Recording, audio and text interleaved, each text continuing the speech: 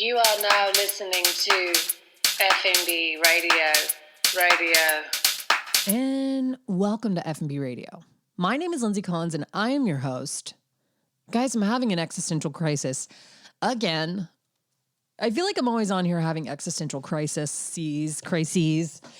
And it's, partly it's the format. It's a podcast where I talk to myself most of the time because I'm too out of sorts to get a guest on. But this show is loosely about food, mostly about me being out of sorts. So that's what if you're a real G, that's what you come for. You come for the inner monologue of my daily life. But I had a couple experiences recently, and I've been talking to people recently, and this is also out in the zeitgeist. So this isn't like my intellectual property or something that I noticed or came up with, but people are kind of down on going out. People are like, why isn't this as fun as it was? Why is it kind of not worth it to go to restaurants? And I want to take pause when I say that, because I realize that a lot of the people that listen to this show are restaurant people. And so I'm a restaurant person, even though no one employs me to do restaurant work anymore. I'm very much like, we'll die a restaurant person. So I'm like treading lightly because I don't want it to be like restaurants they suck now. It's not that.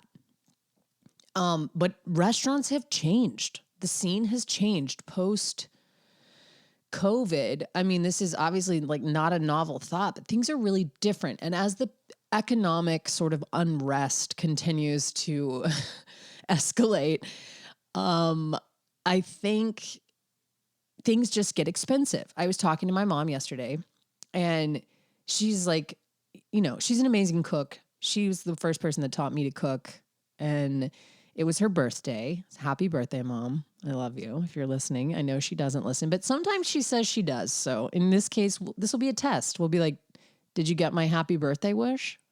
But it was her birthday. And so I called her and I was like, what are you guys going to do? Like, where are you going? You going out to dinner? And she was like, Dad wanted to take me out to eat. And then she just kind of resigned herself to saying, I just haven't had a meal out that that felt worth it in a while. And I've talked about this before, but anytime something feels expensive or someone says it's kind of pricey, what they're really saying is it's not worth it. It's not the price level doesn't matter, because value is perceived in so many different ways. Like if you want to go out to, 11 Madison Park and get a second mortgage on your home to eat there, you can. But unless it feels like the experience was worth the amount of money you shelled out, it's going to feel expensive no matter what. Even if you go to a food truck, if the net or the feeling that you walk away with was like kind of expensive, no matter what the price point, it just means it's not worth it to you. It doesn't mean that it's expensive, because expensive is like one of those things that's like, it's a scale, right? Like you could say anything can feel expensive depending on your financial situation. That's not really what people mean. But my mom was saying that, and I was like, man, this is so weird that you're saying that, because a lot of people have been obviously noticing increases in price with everything. The cost of running a restaurant I see the stats all the time where it's like a potato used to cost 30 cents and now it costs $30. Like it's not, I'm joking, but I'm not joking. Like it really is that expensive. The increases in just goods in general, ingredients, not to count labor costs or the way people have had to kind of reconfigure their business models and what they're paying people to retain staff and keep the restaurant running. Just so many things have changed. It's not the same game that we were playing, even 4 or 5 years ago. It's like a completely different world. But I've been hearing that a lot, and it's so funny because I'm like, I used to be baffled by the idea of projecting a trend. I'm like, how the fuck are you supposed to know what's going to be trending? But now I see that all it really is like whatever's happening now, you can predict the opposite is going to be true in a few months. Like every article during COVID was like, dining out is dead. Parties at home are the new thing. And then it was like fancy parties are the new thing. all of a sudden nobody wants to cook fancy. People just want to plate regular shit. Like people, here comes the uninstagrammable food. Ugly food is in. Beautiful food is in. It just literally, the pendulum just swings back and forth, and we're always like, oh boy, what's the next trend going to be? Like we can't possibly conceive what it is. But in any case, my point is that dining out is dead. Dining in is dead. Eating at home is dead. Dining out is, all of this just swings, and there's constantly articles where you're like, staying in is the new going out. And that would be my personal favorite trend, just because of where I am in life and how much I don't like to go out and how little money I have to go out. But I did see an article and I was like, this is interesting, because it was the first time they framed it through the eyes of people that work in restaurants. And I wish I could remember if it was Eater or who knows. It was maybe even something like Grub Street, which I'm usually like, no thanks. But in this case, they had talked to people that worked in restaurants, and they were like, I'm kind of like not finding it to be worth it. Whereas, I don't know, 10 years ago, longer, when I was single and working in restaurants, like you kind of worked to go out. Like you worked to go to a very expensive tasting menu on your day off, and you call it research, but you also just want to eat, sleep, and breathe what's going on in your city. And I think we're seeing that people are like, I don't see the value in that I used to see. And that to me is really, really sad, but it's also kind of, it's not devastating, because what I think is going to happen is we're going to see a whole new change in how people create restaurants. I think the model itself is going to sort of, as we know it, is going to kind of die off. And that sounds super apocalyptic and like insane. There will always be traditional style restaurants with a full staff and a chef, and then, all the accolades and doing all the things with the brick and mortar. But I also think that these days people are going to start getting creative, because there is just some kind of, the luster is gone from the going out experience in my eyes. And again, I feel really like doom and gloom saying this. I'm not saying it it's not in a not hopeful way. What I mean is, I think we're finally at the precipice of an evolution in dining. And I think it will be really exciting to see what people do, because I think the model has long been in kind of like a purgatory, for lack of a better word. Like it's not good, it's not bad, it's just like hanging there, trying to get through COVID and trying to see where everyone is when the dust settles. And I think now the dust has settled, but we're dealing with economic repercussions from, a global pandemic. So I don't know. I've just been having a lot of conversations, and I don't really even know what my point or my takeaway. There's not like something I can wrap up and put a bow on it for you. I just am interested in what people are thinking and feeling in terms of how going out feels for them. Because I'm also aware that I'm a 36-year-old woman with 3 kids who's just fucking tired. And maybe going out, maybe I just don't have the energy, but the 20-somethings are like, you're just old. Going out is still what's up. I'm open to the idea that I have blind spots in my perspective. I have many, many, many, many blind spots. I also happen to be someone who likes to cook and is pretty good at cooking. So I'm like, that's also, I can have more people over and spend the same amount of money and control costs. And I know enough about wine to like pick cool wines. I can kind of DIY the experience. But on a philosophical level, like if you go outside of the industry itself, just as a person, I think recently I've been craving more intimate conversations. And a lot of times I feel overwhelmed by going out now. Like there's just kind of like this pressure to have a lot of fun.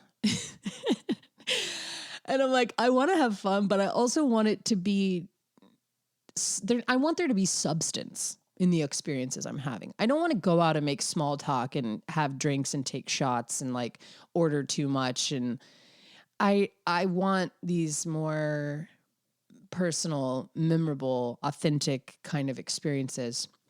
And as soon as I said authentic just now, I was like, oh God, I lost myself there. I lost the audience. I lost me. I lost everybody. I know that's an overused word.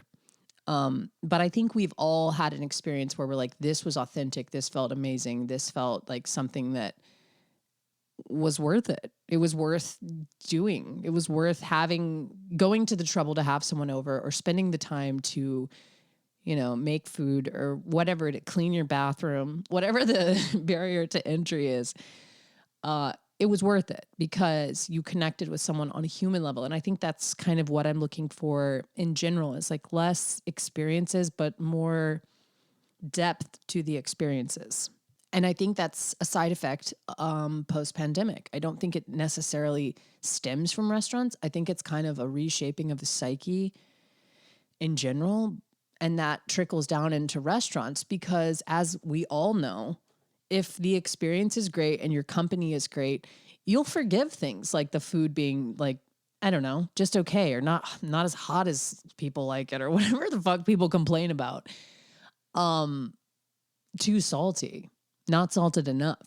All these little like nitpicky things. I'm like, you can overlook that if the time was so good and everything kind of was seen through those magic glasses, if you will, those rose-colored glasses, those champagne-colored glasses, those rosé-colored glasses. We could take this a million different ways. Those orange wine-colored glasses.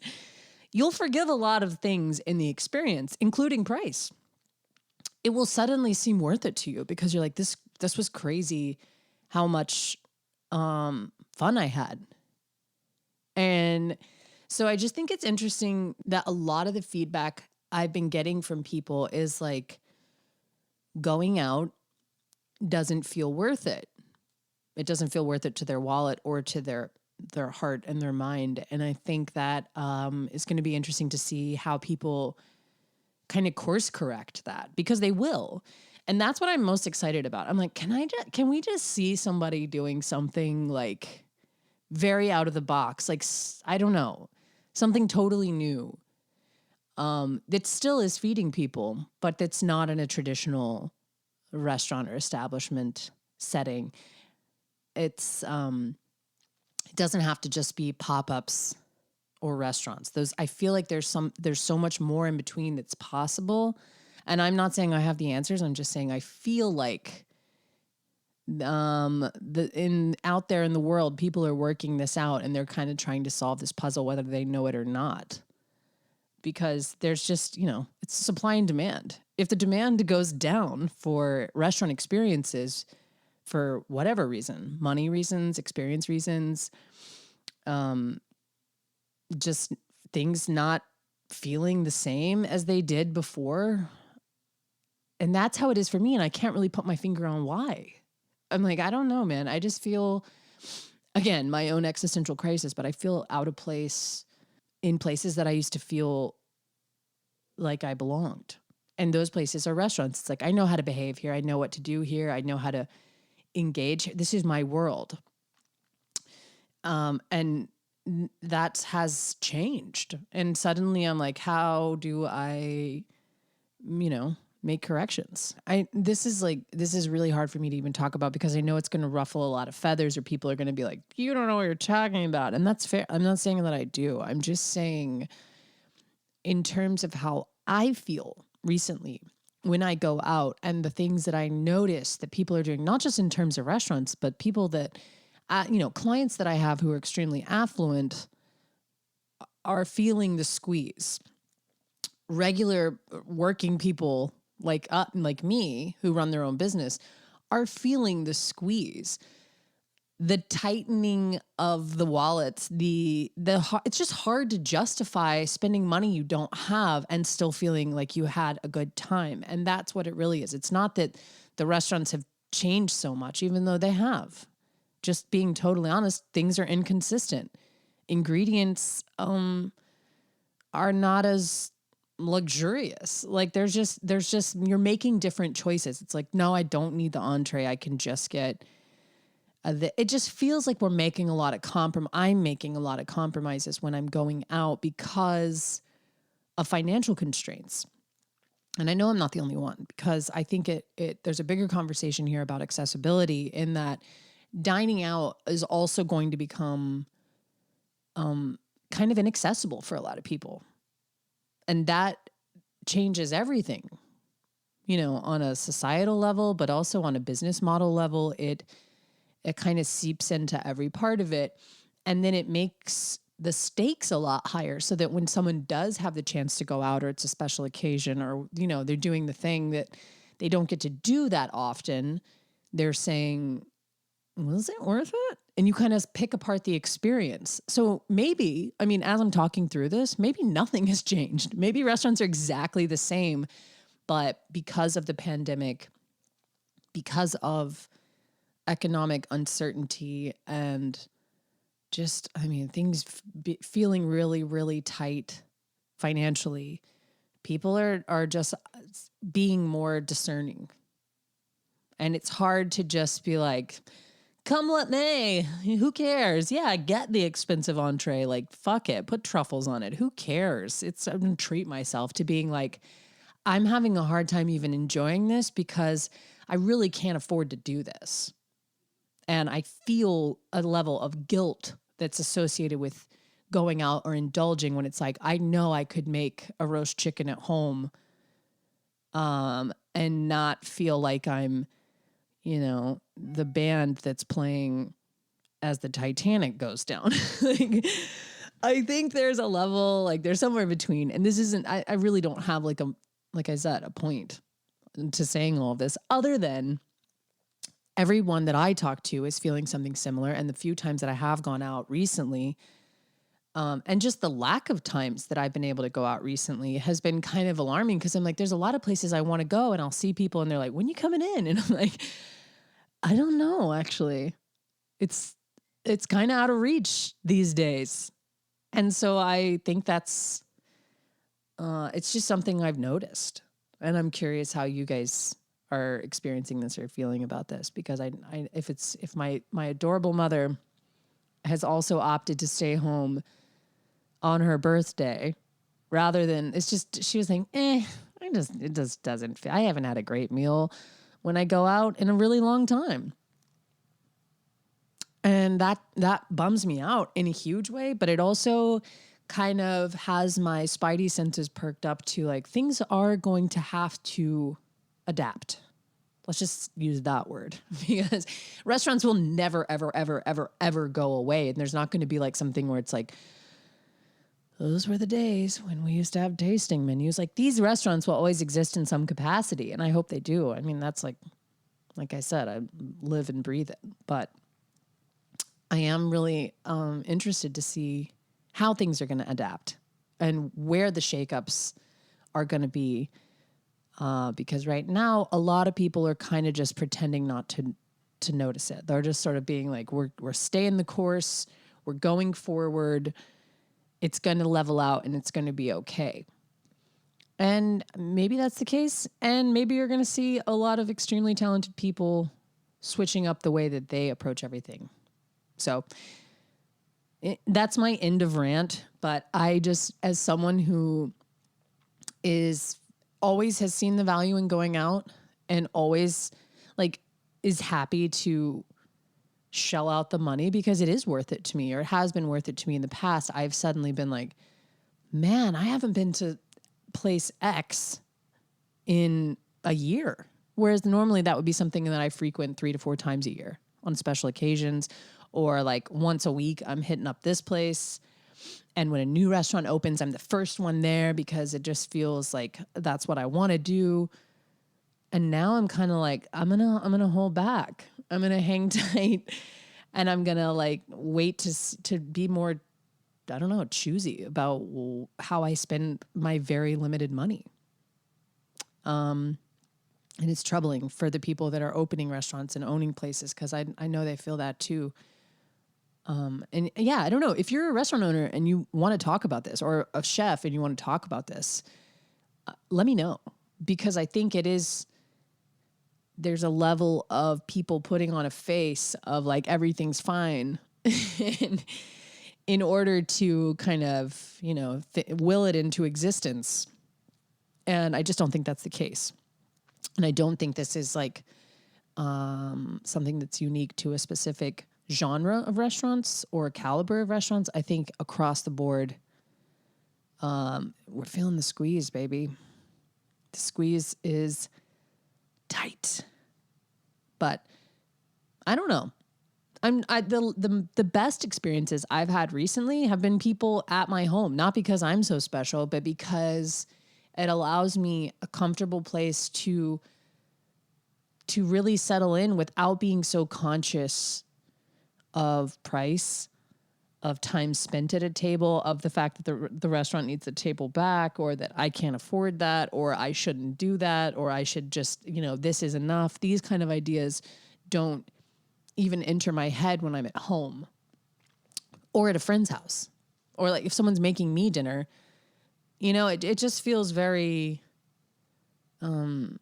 peaceful. And going out to restaurants now, I think it's partly my curse of having worked in restaurants for so long. I'm just too aware of all the things, and I think that takes the fun out of it, because you see the pain on people's faces. But I'm like, my mom's never worked in a restaurant, and somehow on some level she feels it too. And so do so many other people that I've talked to. So yeah, I feel dumb just being like, restaurants suck now, and I don't know why I said that. But that's not it. That's not what I'm saying. I'm just saying there's definitely something afoot, and something that has been changing. And I think we're really close to seeing some major adaptations in what dining out looks like.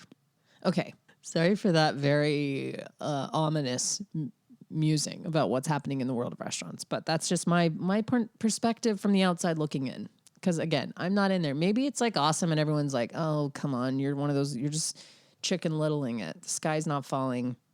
Shut up. I hope that would be better than what I think is happening, but in any case, I made a giant Pop-Tart for Jeremy's birthday. Jeremy's birthday was on October 5th. And he is just the sweetest Libra that I know. And my son's birthday was on the 1st. And so I guess he's the sweetest Libra that I know. It's a tie. They're both very sweet Libras. And my mom's, there's so many good Libras in my life. I love them. But I had just made a giant cake. Actually, Jeremy made it, which is really funny because he's, he treats them more like a sculpture. They are it's like an edible sculpture, but he got really involved in this one and made a beautiful aircraft carrier for Julian's birthday. But by the end of it, we were all kind of sick of cake. And so I opted for a Pop-Tart for Jeremy's birthday. A giant Pop-Tart, like a sheet tray sized Pop-Tart. And I gotta say, it reminded me of the plight of people that cook, because I made this Pop-Tart. It was very, very chocolatey. And as I'm making it, I'm going through all the different steps. I'm making the dough, I'm making the filling, I'm making the frosting, I'm doing the chilling, I'm cutting it, I'm forming it, I'm filling it, I'm pressing it, I'm egg washing it. I'm doing all the steps. It's kind of an involved process. By the time I put this thing in the fucking oven and iced it, I was like, I don't ever want to taste chocolate again. Like my palate was so skewed that I hated this Pop-Tart. I was like, this recipe sucks. I even said that to Jeremy. I was like, I'm sorry, this thing is gross. And even the rest of the day, I was like, I just didn't want any. And I know we've all been there. Like when you stand over something and work with something and you're just in it and tasting it, by the time it's ready, the poor cook is like, I can't even like eat a full serving of this. I'm just kind of not disgusted by it is the wrong word, but like it's oversaturated. Your palate is oversaturated with whatever you've been making, that especially if it takes a long time or it involves a lot of taste testing. It becomes exhausting. You're like, I don't even want to eat this. So I was all down on the Pop-Tart, in my heart. I didn't want to tell Jeremy because he seemed to be enjoying it. The kids liked it. Everybody that tasted it was like, it's good. It's really good. But I just didn't like this Pop-Tart. And then eventually last night, after I had let it like sit in my fridge for 2 days and had just kind of given up on it, I went out there midnight snack style and got a piece of this Pop-Tart. And I was like, this might be the best thing I've ever made. after I had some time away from it, I suddenly had this new appreciation. The Pop-Tart was just hitting so hard, and I couldn't believe that I ever said anything bad about it. But it made me feel like you got to be really in tune with yourself if you're cooking professionally, because your palate is skewed. You're in it and on it and wearing it and tasting it and smelling it and working with it and having your hands in it. And you got to be real careful, because I'm like, you can abandon something that's awesome or go towards something that's like so far away from what it should be just because your palate is skewed. And it reminded me, I had one of the last restaurant experiences that I had a few months ago. Half the meal was insane. It was so good. Everything was great. And then right at the end, the last course, I was like, this is horrible. This is like, and I don't mean like horrible. Like, I want to say this explicitly clear. Like, I will eat anything.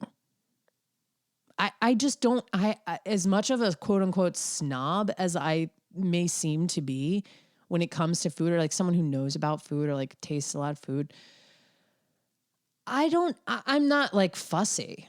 If it's even close, like, fuck it. Like I love it. If it's bar food that's like deep fried, I love it. If it's fast food, like I'm not one of those people that's like, it has to be gourmet or it's nothing at all.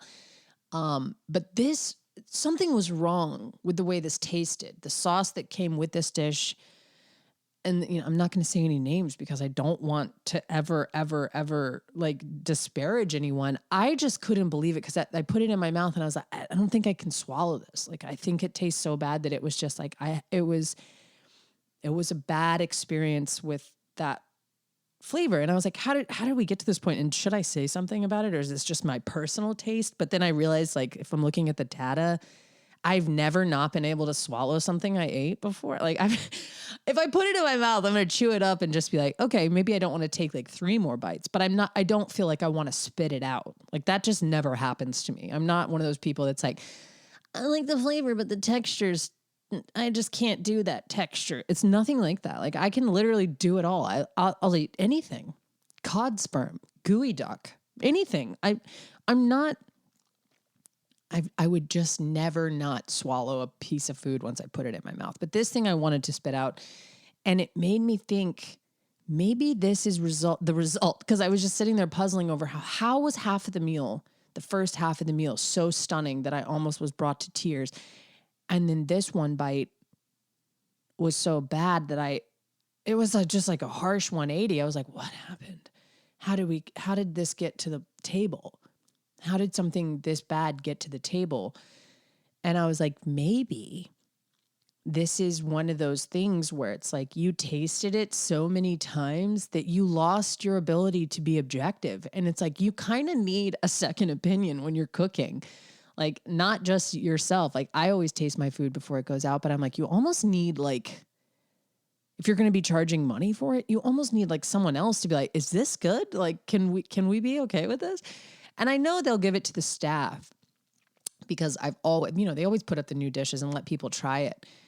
But what I think rarely happens is that the staff does anything other than like eat a snack and feel like they got something for free. Like, they don't actually want to give constructive feedback on whether or not the dish is good. They're just kind of like, oh shit, this dish is up. Let me gobble that up. I want to try the new pasta. And then they just snarf it down and like try to actually eat a meal instead of tasting it critically.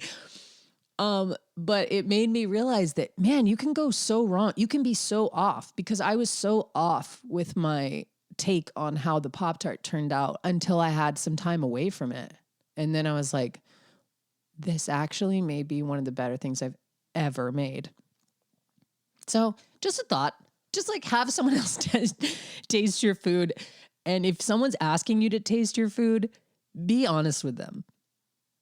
Because I have a real problem with that. I've had people in the past that'll be like, taste this and tell me what you think. And I'm always like, it's good, because I don't want to be like critical or something. But I'm like, if someone is genuinely asking you, especially if you're in a traditional restaurant setting and they're selling it for money, like, and someone tastes something and then says, what do you think? Be honest. You don't have to be rude, but be honest, because I'm like, I I almost threw that Pop-Tart in the trash because I was like, I don't know. And then when I came back to it yesterday, I was like, man, boy, what a difference a day makes. You need a little space from your food. It can be very easy to just train your palate and train your brain to be accepting of whatever this flavor is and be like, that's the pinnacle of like good taste. But then things start to all kind of taste the same. It's a science, people. I'm not a scientist. I'm just a lowly enthusiast who wants to try to be the best cook I can at home. But man, it's not easy. Things get weird. Just like this show. I feel like this show is weird, but you know what? This show is weird. And you're weird for listening to it. So in the best way, you're my favorite kind of weird if you've been hanging on this long. Anyway, thank you for being weird enough to listen to this show. If you like the show, leave a review on Apple Podcasts. You can rate it on Spotify. You can do all kinds of things to support the show that don't involve giving it money. But if you do want to sponsor the show, you can email me at effnbradio@gmail.com. That's EFFINBRADIO@gmail.com.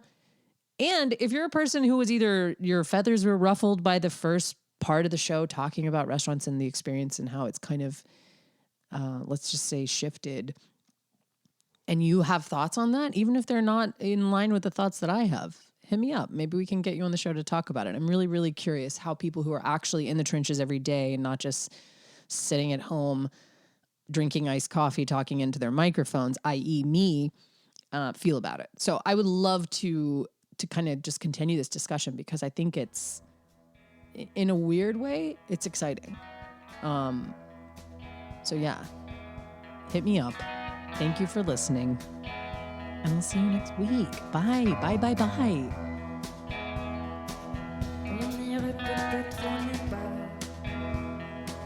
Paraît que les ciels sont plus beaux. Un vol direct avec l'escale pour passer de nuit à Oslo. On enverrait des cartes postales. Je laisserai un mot sur le frigo. On déciderait de se faire la malle. Ta famille, les amis.